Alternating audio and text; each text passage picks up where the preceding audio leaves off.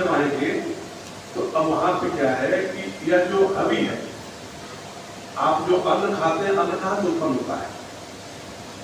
पृथ्वी से। पृथ्वी में पांचों तत्वों का अंश मिला रहता है, शब्द, स्पर्श, रूप, रस, गंध, पांचों के गुण भी रहते हैं। उस पांचों के अंश से उत्पन्न अन्न को हम खाते हैं, ठीक है? तो हम खाते हैं तो क्या बनता है? उसे पुरुष में भी बनता है, स्त्री में रज बनता है।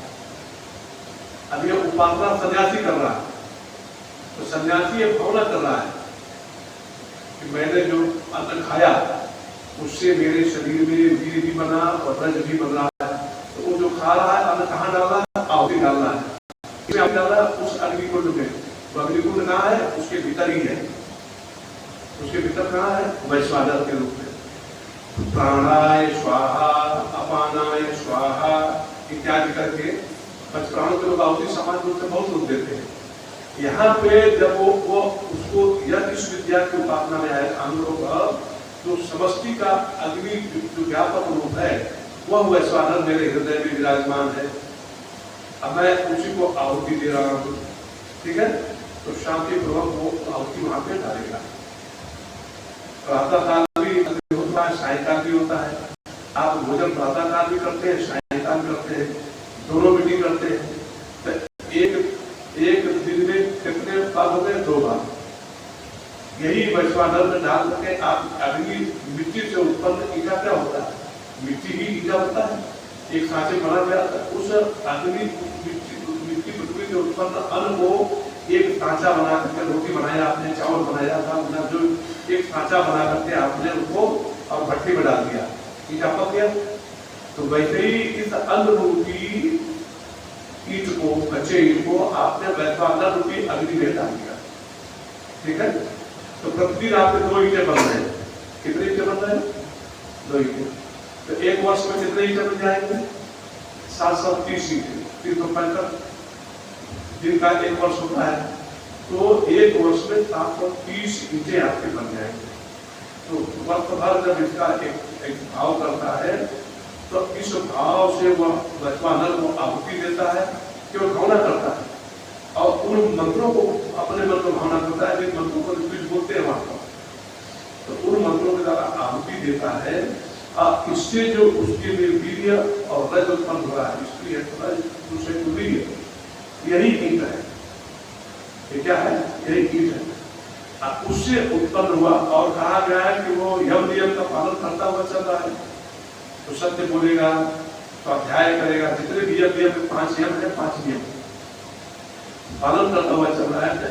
इसके शरीर में वीर्य रज उत्पन्न हुआ, इसको वह जरा सा भी व्यर्थ नहीं कह सकता, ठीक है? और जैसे गृहस्थ अपने जीवन में स्त्री के साथ अपने ग्राम धर्म में विरुद्ध होता है तो पुत्र उत्पन्न होता है, ठीक है? ठीक वैसे यह सन्यासी अगर हम लोग आपने भावना करेगा कि यह जो वैश्वानर है, मैं जो यह जीवात्मा रूप से मैं जो आहुति इसमें दे रहा हूँ, मैं और वह दोनों एकाकार है। क्या कामना करेंगे? एक है। तो जितना भी ईंटें उत्पन्न हुई है, ये सारे के सारे एक चारों तरफ से उसके अवरोध बन करके वैश्वानर से इस जीवात्मा का ऐक्य हो जाएगा। वह वैश्वानर व्यापक है, वही हिरण्यगर्भ है और वही शुक्र आत्मा जो उसने वायु बन के है। तो वह हिरण्यगर्भ से ऐक्य कर देता है इस भावना के साथ। तो वहां पे उसका होता कुछ भी नहीं है। वहां पे तो इस स्थूलता में जब देखेंगे तो वीर्य का स्खलन होता है, यहाँ पे स्खलन कुछ नहीं होता। यहाँ पे मतलब सारा का सारा जो सामर्थ्य बल उसका उत्पन्न हुआ, वो सब का सब उस वैश्वानर का ऐक्य कर दिया। हम वैश्वानर हूँ, मैं ही वैश्वानर हूँ, अब मैं वैश्वानर स्वरूप हूँ, मैं ही हिरण्यगर्भ हूँ। यही अहंग्रोपासना होती है। तो ऐसा भावना करते करते इसमें आगे आएगा कि 3 बार उसका चयन करना पड़ता है जीवन में।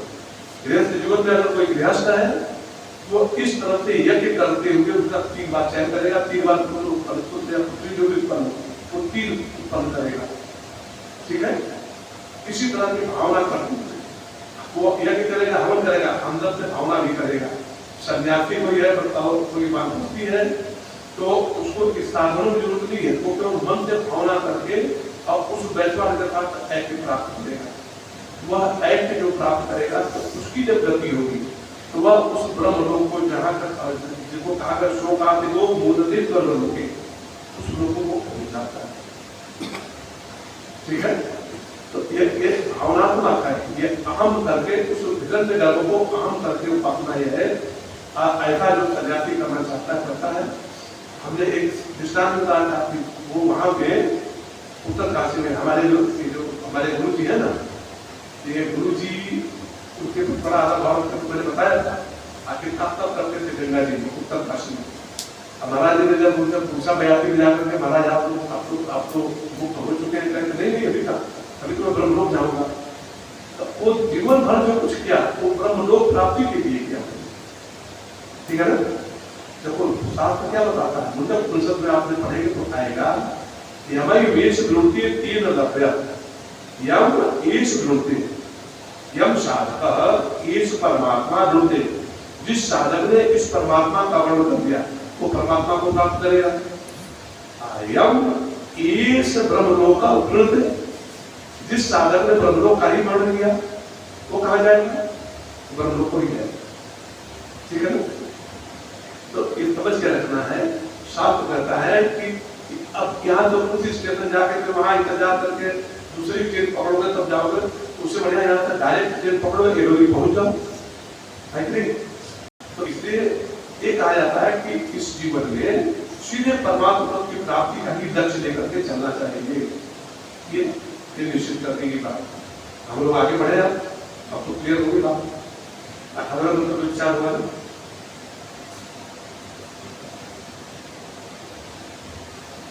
18 पर 17 पर 17 होगा ना।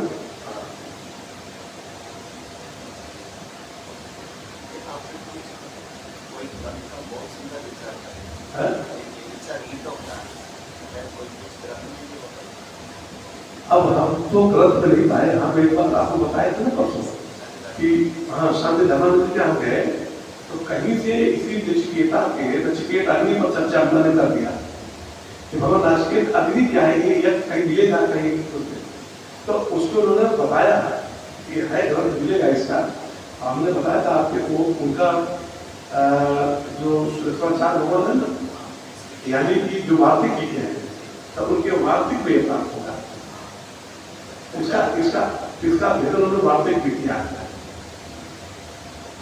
तो साथी धर्मानंद जी ने उसको मैं उनसे लिया हूँ, जो उसमें है भी, मैं आपको भेजूंगा, उसको आप सुनिएगा जरा। वैसे उस ग्रंथ को मैंने देखा नहीं है। अब मैं अभी बीच में गया था ऋषिकेश, तो उनसे मैंने कहा हमको थोड़ा आगम तक कुछ पढ़ा दीजिए। तो ठीक है, आप फिर कभी आना, अभी तो थोड़ा गर्मी बहुत पड़ रही थी, अब नहीं होता है। तो मेरे मन में था कि जब आगम उनसे थोड़ा हम और देखेंगे उसी समय में उनसे जवाब मिला इसको एक बार तो अंकित करा देंगे। तो सारे ग्रंथों को रखे रहते विद्वान पुरुष से जानते हैं, मंत्र का उच्चारण कर लें।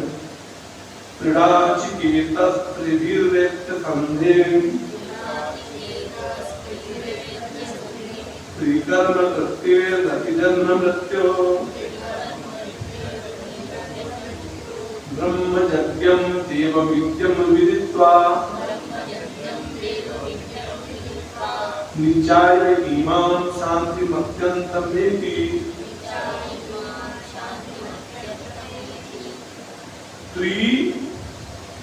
नाचिकेत त्रिभिर् संधिम, ये उसका शब्द बनता है। ठीक है, नाचिकेत अग्नि जो विद्या है इसका जिस तीन बार अभी इति संधि मैंने अनुसंधान किया, संधि संबंध बनाया। जिस किसी ने भी इस विद्या का 3 बार संबंध बनाया, ठीक है ना। अभी 3 बार का जो संबंध है देखिए आगे कई रूप में आएगा। इसी तरह सिद्ध होता है कि गृहस्थ के लिए भी है यह विद्या, सन्यासी के लिए भी है, तीनों आएगा एक में, किसी को क्या जाएगा। त्रिकर्म रति जन्म मृत्यु, अथवा 3 कर्म करने वाला। निष्काम कर्मयोग, उपासना और ज्ञान, ये 3 कर्म हो गए। अथवा अब 3 कर्म की व्याख्या आगे बहुत आएगा, वाह करके भाषा भगवान बताएंगे, उस समय हम करेंगे। 3 कर्म में जो रत है ना, तो ऐसा जो तीनों कर्मों में लगा हुआ है वह जन्म मृत्यु से विरत हो जाता है। ठीक है, आगे कर ब्रह्मचर्यम देवम वीर्यम विद्वा। ब्रह्म ने ब्रह्मा जी, ब्रह्मज माने ब्रह्मा जी से उत्पन्न हुआ तो ब्रह्मज हो गया। तो हम सभी लोग कौन है? ब्रह्मज हैं। और वेद मंत्र भी आता है, तुमको याद है? ब्रह्मज्ञानम पुरुषा पुरस्ता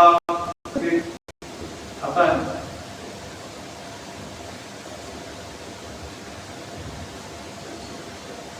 तो ब्रह्मज्ञान, तो ब्रह्मज से समस्त जितने मनुष्य कोटि की जीव पदार्थ जो प्रमाणिक है उनका लिया गया। और ज्ञ माने उन समस्त को जानने वाला। समस्त कौन? जिस ब्रह्म से उत्पन्न हुआ है वह ब्रह्मज, उस ब्रह्म को ज्ञ माने जानने वाला। तो ब्रह्मा को हिरण्यगर्भ को जानने वाला, हिरण्यगर्भ को जानने वाला मतलब हिरण्यगर्भ का उसको पूरा पूरा ज्ञान, पूरे ब्रह्मांड का सर्वस्व ज्ञान उसको है। ठीक है, ऐसा देवम, ऐसा जो देवता जो द्योतन करने वाला देवता है, द्योतन माने प्रकाश देने वाला, प्रकाशित करने वाला जो देवता है। हिरण्यगर्भ क्या सबको जानते हैं, इस ब्रह्मांड के जितने लोग हैं सबको व्यक्तिगत रूप से ब्रह्मा जी जानते हैं और सबके भीतर की बात भी जानते हैं। ठीक है, और इसी तरह से अनंत कोटि ब्रह्मांड में ईश्वर व्याप्त है, तो ईश्वर अनंत कोटि ब्रह्मांड को जानता है और सबको भीतर जानता है। जैसे सूर्य है ऊपर से देख रहा है तो सारे जीवों को देखता है, तो इसको बोलते हैं सर्वज्ञ। और जो अंदर प्रविष्ट होकर के प्रत्येक के अलग अलग मन को और चित्त को भी जानता है, उसको बोलते हैं सर्वद्रिक। सर्वद्रिक माने सबके व्यक्तिगत अपने अपने मन के भीतर के भाव को भी जानने वाला सर्वद्रिक है।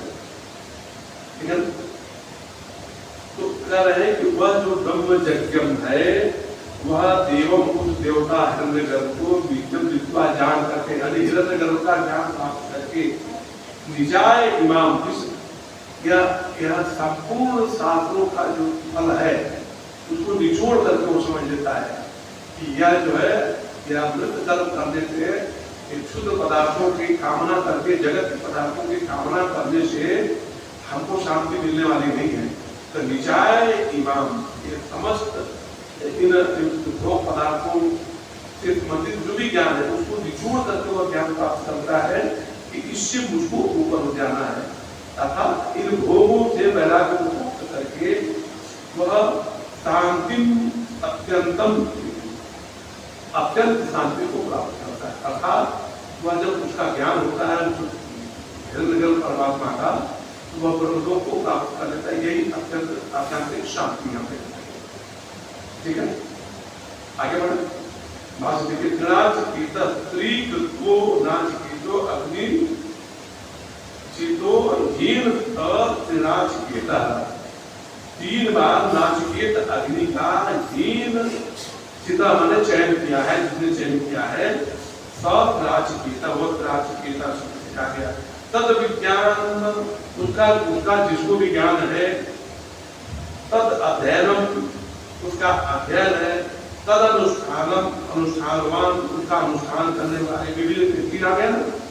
पहले उसका ज्ञान, फिर उसका अध्ययन। पहले आपने सुना नहीं, यहाँ पे आपने श्रवण कर दिया, अब उसका अध्ययन का स्वामी जी ने कहा कहीं कहीं मिलेगा उसमें हिसाब में, तो अब कहीं हाथ में लग गया स्वामी जी को, उसका अध्ययन करेंगे।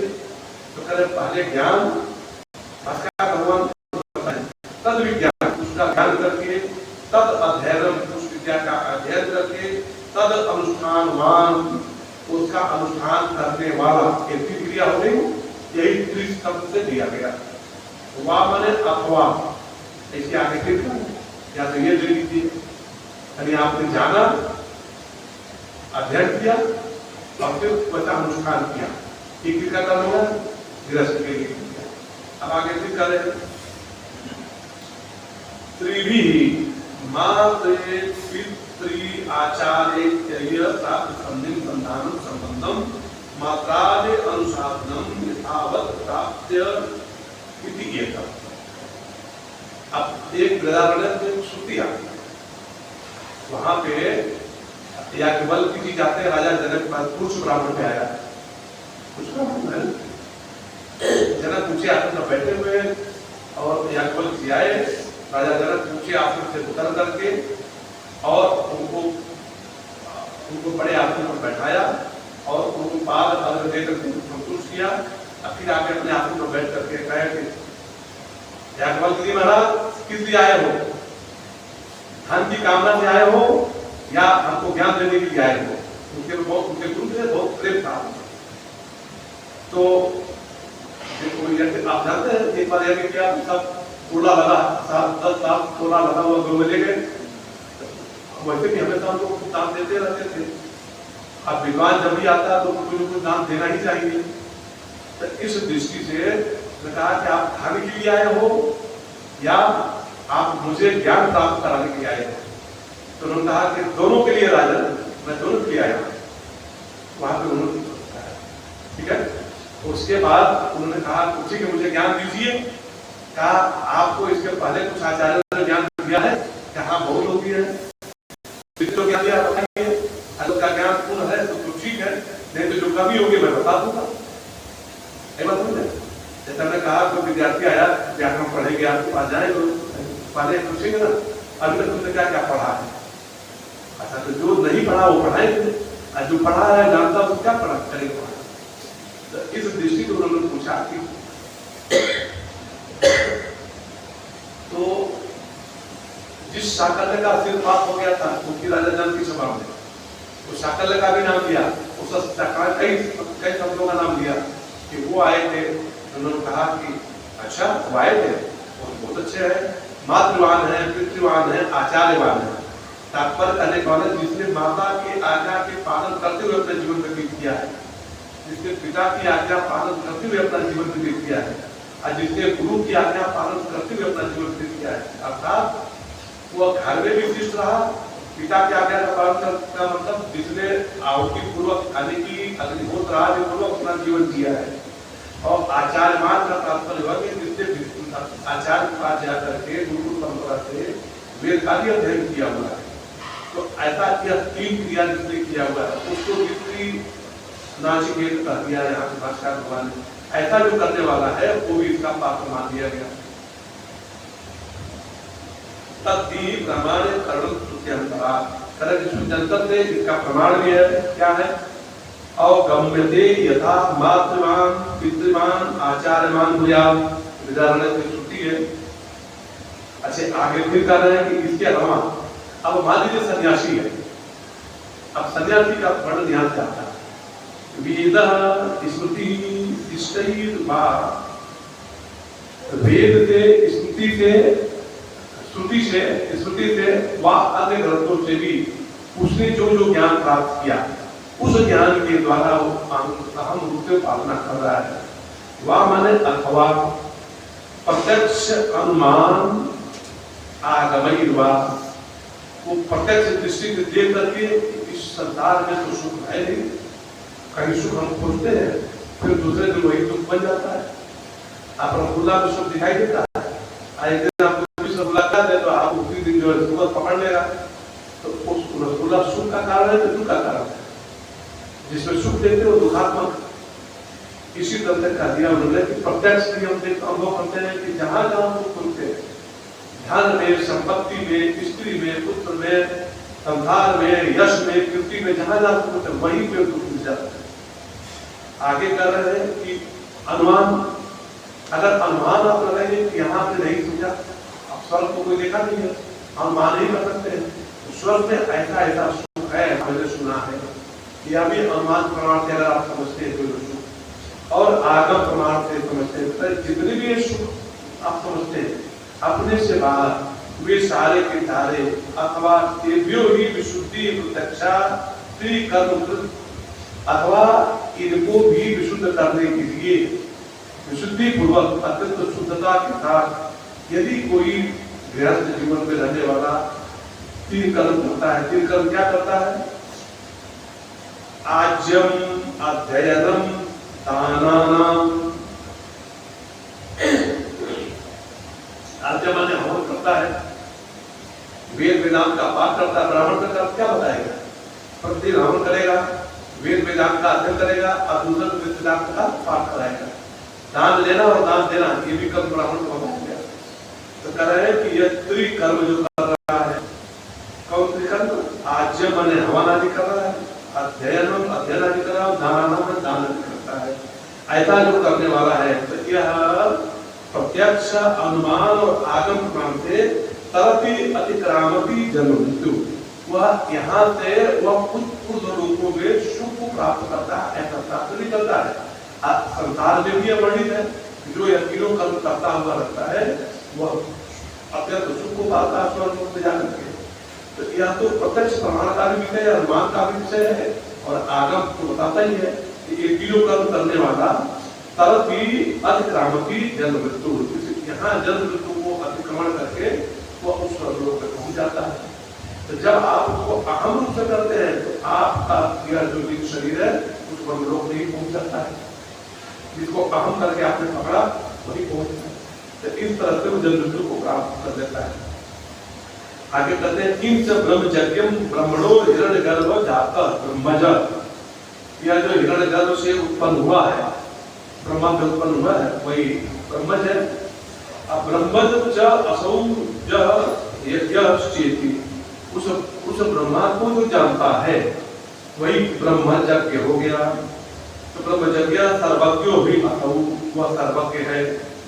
तम देवम ज्योतना, वह जो ज्योतन हमें प्रकाशित करने वाला देवता हिरण्यगर्भ है, उसको ज्ञानादि गुणवंतम विद्यम, वह कहता है वह ज्योतनाथ करने, ज्योतन हमें प्रकाशित करने वाला वह है।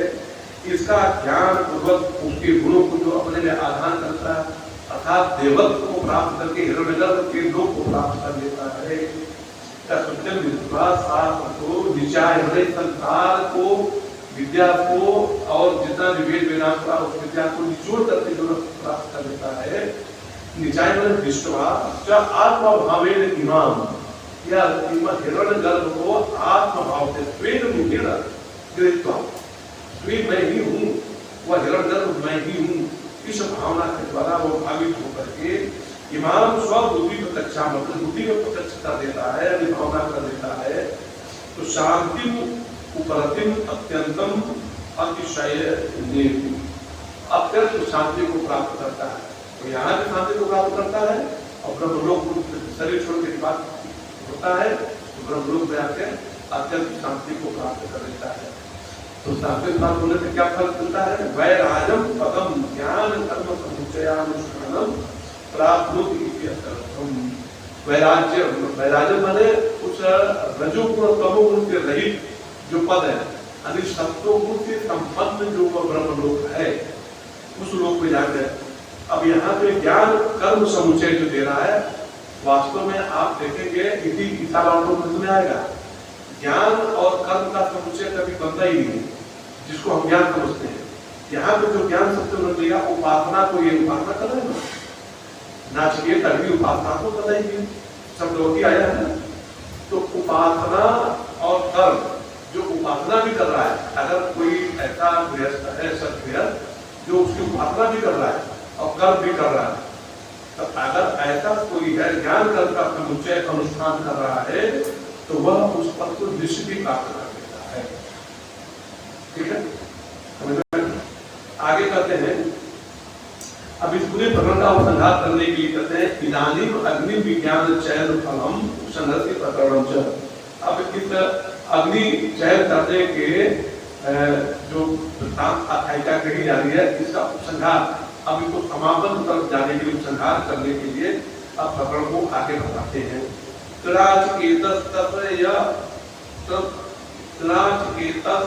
त्रयमेतद् विदित्वा नाचिकेतस्त्रयमेतद् विदित्वा य एवं विद्वान् चिनुते नाचिकेतम् स मृत्युपातान् उपरतः प्रणुद्य शोकातिको मोदते स्वर्गलोके नाचिकेतस्त्रयम् एतद् विदित्वा। जो इस प्रकार से नाचिकेत अग्नि का 3 बार चयन करता है, ठीक है।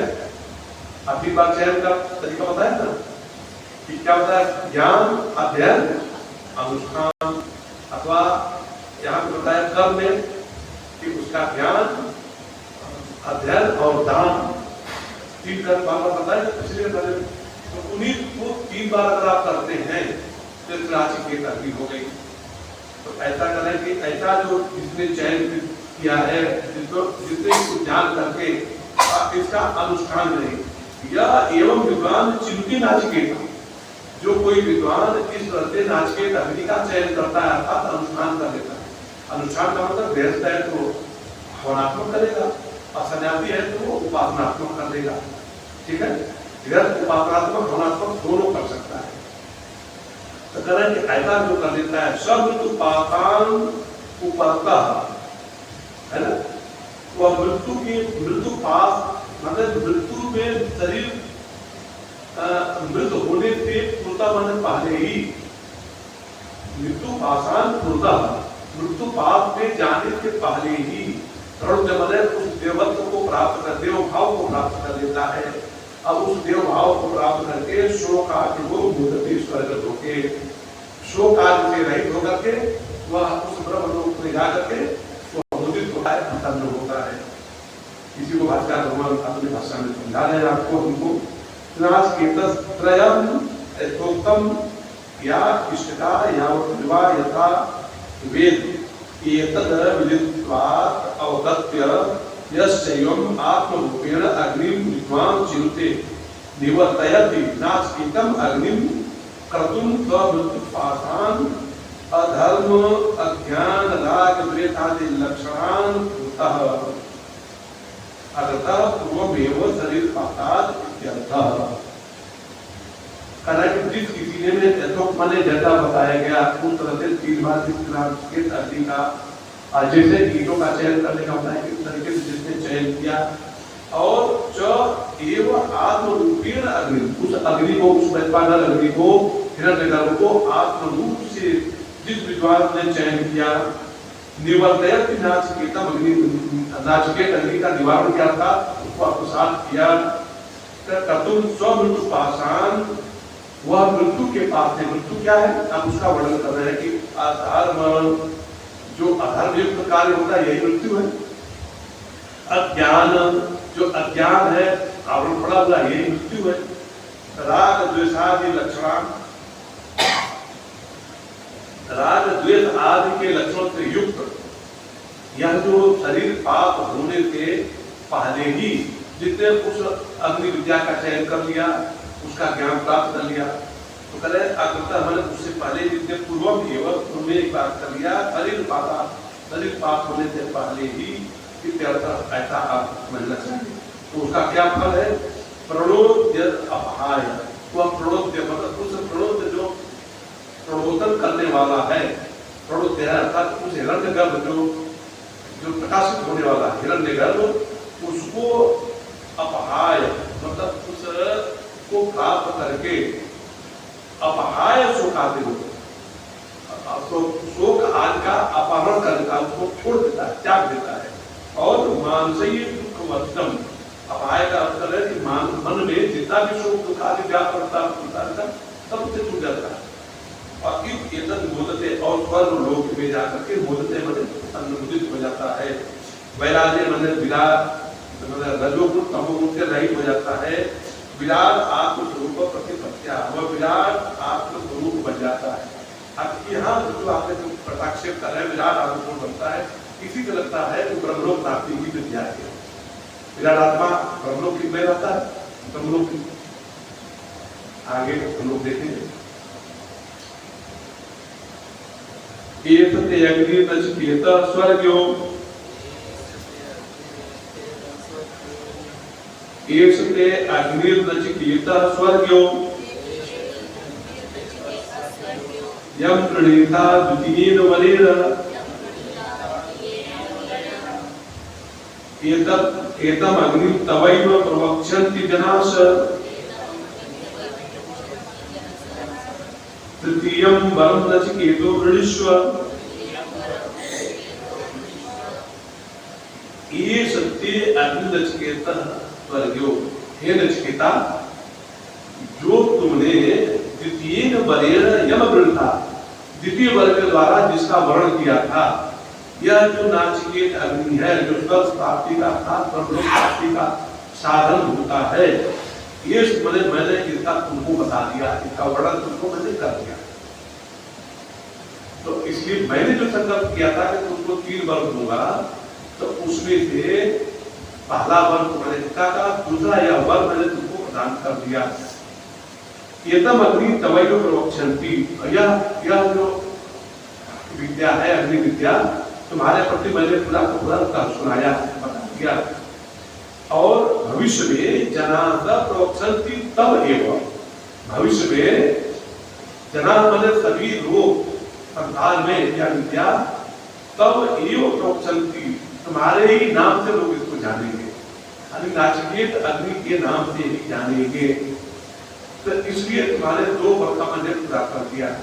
अब तृतीयम वरम नाचिकेतो वृणीष्व, हे नाचिकेता, तुम तीसरा वर्ग हमसे मांग लो, ताकि मैं भी 3 वर्ग देने का जो मैंने संकल्प करके बद्ध हो गया हूँ, तो मैं भी मुक्त हो जाऊं। अब इसको बात क्या भगवान बताते हैं, इसका भाष्य थोड़ा लंबा चौड़ा है, अब हम तेजी में ले चलेंगे, है ना। आप लोग समझे हुए, कोई उसी को रिपीट कर रहे बात। इसलिए तुम अग्नि वरो हे नचिकेता स्वर्गम फलसाधनो यम अग्नि वरम वृणता। हे नचिकेता, जिस अग्नि की प्रार्थना तुमने मुझसे किया था, उस द्वितीय वर को जो अग्नि वरो दत्ता की तुम वह अग्नि वर तुमको मैंने प्रदान कर दिया। किंचितम अग्नि तवैव नाम्ना प्रवक्ष्यन्ति जनासु, जनासु का अर्थ जना इति एतत्, जना माने लोग, इस अग्नि को तुम्हारे नाम से, नाचिकेत अग्नि के नाम से जानेंगे। एक वरो दत्तो मया चतुर्था पुष्टिन, यह तुमको मैंने वर दिया था, और साथ में तुमने जो प्रतिबंधन कर दिया था, मैं प्रथम करके तुमको पूर्ण उसकी माला जो दे दिया था, वो जो चौथा वर था, वो तीसरा नहीं था, वो चौथा वर। अगर कहीं नचिकेता सोचे कि तीसरा वर तो दे दिया, सारी बता दिए, तो उसका संदेह दूर करने के लिए वो तो चौथा वर था। तृतीयम वरम नचिकेतो वृणीष्व, हे नचिकेता, तुम तीसरा वर मांगो, क्या चाहते हो। तस्मिन् ही आदत्तम ऋणवान अहम इति अभिप्राय, क्योंकि मैं जब तक तुमको नहीं दूंगा तब तक मैं तुम्हारा ऋणी रहूंगा, तो इसलिए तुम तस्मिन् ही आदत्तम, जब तक मैं इसको नहीं दे रहा हूँ तब तक मैं तुम्हारा ऋणवान रहूंगा, इसलिए मैं ऋणवान न रहूं, तुम तीसरा वर मुझसे मांग लो। अब तीसरा पाने के उसको हम क्या दे दिया। अब भाष्यकार भगवान कर रहे हैं, तीसरा वर्ग का जो प्रकरण आ रहा है वो क्या है, अभी तक जो दोनों था, ये दोनों अविद्या लक्षण है। अविद्या लक्षण क्यों कर दिया, क्योंकि उसने माता पिता के सुख के लिए, अन्य संसार के सुख के लिए अगर माना, तो ये भी एक दिन नष्ट होगा। और आप यहाँ से स्वर्ग लोग जाइए, वहां से चंद्र लोग जाइए, जीव लोग जाइए, अंतरिक्ष लोग जाइए, ब्रह्म लोग जाइए, तो वहां से भी ढकेल दिए जाते हैं। पतंतर इसमें कि इस स्वर्ग लोग में आप 100-1000 साल रहेंगे, अब ब्रह्म लोग में आप 1,00,000-2,00,000 साल रहेंगे। ये रहना तो इसमें 4 अरब कितने करोड़ का एक है ना, एक कल्प है।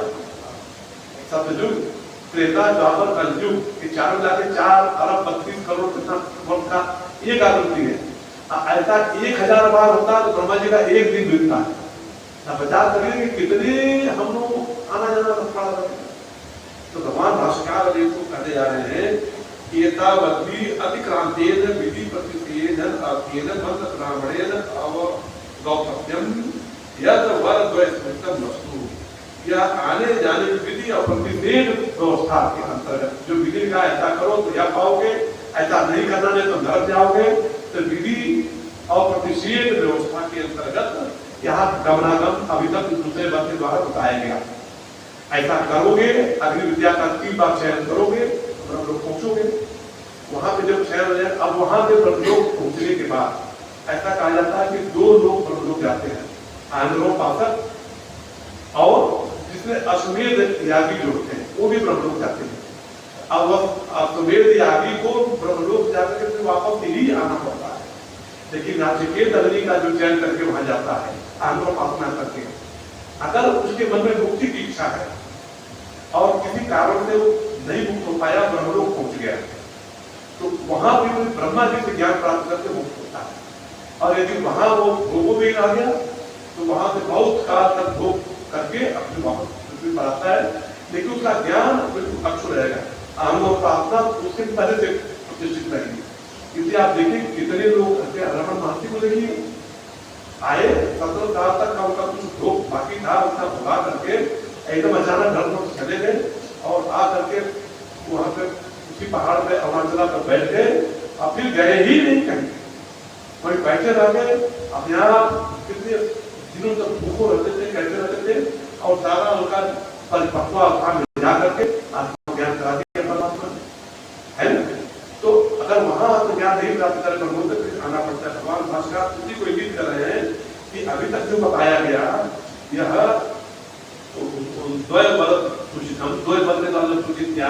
यह आवागमन लोगों का बताया गया, न आत्मतत्व विषया यथात्म विज्ञानम, जो यथार्थ यथा वास्तविक जो विज्ञान है आत्मज्ञान उसका वर्णन नहीं किया गया। अतः विधि प्रतिषेधार्थ विषय आत्मनि क्रिया कारक फल अध्यारोप लक्षणस्य स्वाभाविकस्य अज्ञानस्य संसार बीजस्य निवृत्त्यर्थम, जो यह क्रिया कारक का फल है, इसका आगे तक अध्यारोपण क्या मतलब बताया गया है। तो क्रिया करेंगे, कर्म करेंगे और वासना करेंगे तो यह फल मिलेगा, ये बताया गया। यह जो अध्यारोपण का फल है क्या है, यह अज्ञान रूपा है। स्वाभाविक अज्ञान संसार बीज, संसार का बीज है, आपको वहां से फिर आना ही पड़ेगा। तब निवृत्त्यर्थम, उसके निवृत्ति के लिए तद विपरीतम, उसके विपरीत ब्रह्म आत्म एकत्व विज्ञानम क्रिया कारक फल अध्यारोपण लक्षण शून्यम, क्रिया कारक अध्यारोपित जो फल शून्य होने के कारण, क्या आपकी विद्या क्या है, क्रिया कारक नहीं है, फल कारक नहीं। इसका फल क्या, आत्मज्ञान की प्राप्ति। आत्मज्ञान की प्राप्ति क्या है, प्राप्त से प्राप्ति ऑलरेडी हम तो ऑलरेडी आत्मा है ही, पर हम जान नहीं रहे, उसको जान जाएंगे, इसमें कोई क्रिया तो हो नहीं है, कोई अलग फल प्राप्त हो रहा है। तो उसी ऊपर है कि क्रिया कारक फल अध्यारोपण लक्षण शून्य, क्रिया कारक फल के अध्यारोपण से शून्य आत्यंतिक श्रेयस प्रयोजनम, आत्यंतिक श्रेयस का प्रयोजन होने के कारण वक्तव्य किसी उत्तरो ग्रंथ आरंभ से उसको बताने के लिए, वक्तव्य विधि में उसको बताने के लिए उत्तर ग्रंथ आगे का ग्रंथ आरंभ किया जाता है। तम एकम अर्थम द्वितीय वरम प्राप्त, उस नचिकेतम मन उस नचिकेता के द्वारा एकम मन यह जो 2 वर प्राप्त किया गया था, तो अपि कृतार्थत्वा, प्राप्त करने पर भी अकृतार्थत्वा, वह अकृतार्थ ही रहा, मतलब कृत नहीं हुआ। इसलिए तृतीय वर्ग गोचरम आत्मज्ञानम अंतरेण इत्याख्यायिका पंचयति, इसलिए तीसरे वर्ग के द्वारा आत्मज्ञान की प्राप्ति के लिए अब आगे के आख्यायिका का हम विस्तार करते हैं।